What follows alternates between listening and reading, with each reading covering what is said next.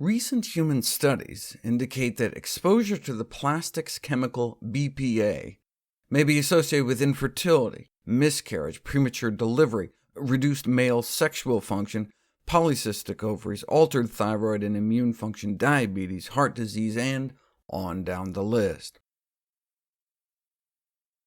Yet as recently as March 2012, FDA stated that low levels of BPA in food are considered safe, but months later, to their credit, the agency banned the use of BPA plastics in baby bottles and sippy cups.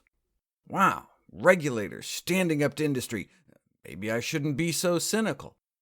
Oh, wait, the ban was at the behest of the plastics industry. They had already stopped using BPA in baby bottles, so ban away. It was their idea.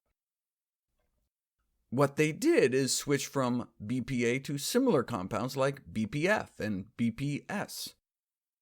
And so now our diet contains everything from BPA to BPZ. So now the majority of us have these new chemicals in our bodies as well. Are they any safer? Well, based on the similarities of their chemical structures, they're all predicted to affect testosterone production and estrogen receptor activity, but only recently were they put to the test. We've known BPA significantly suppresses testosterone production, and now we know so does BPS and BPF, the first report describing adverse effects on a physiologic function in humans. Well, kinda. These were experiments performed on the testicles of aborted human fetuses.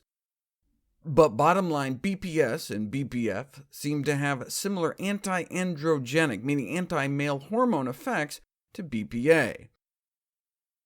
So when you're assured that, don't worry, your sales slip at the store was BPA-free, it may be just BPS instead.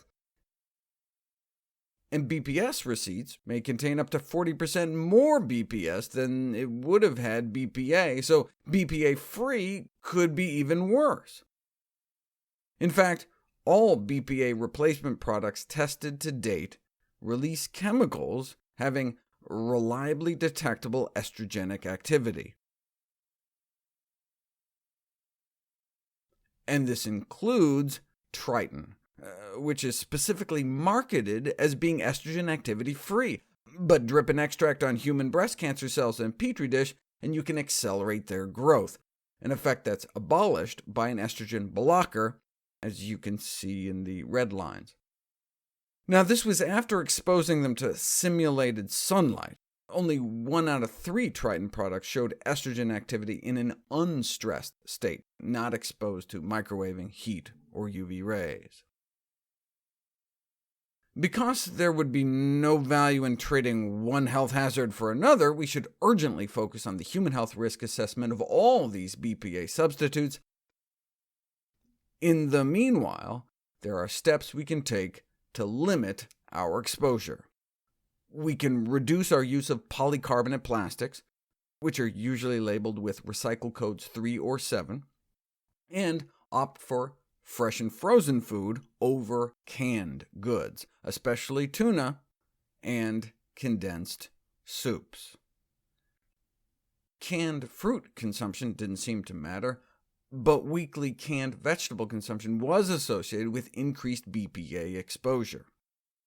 If you do use plastics, don't microwave them. Don't put them in the dishwasher. Don't leave them in the sun or a hot car, and don't use once scratched. But using glass, ceramic, or stainless steel containers are probably best.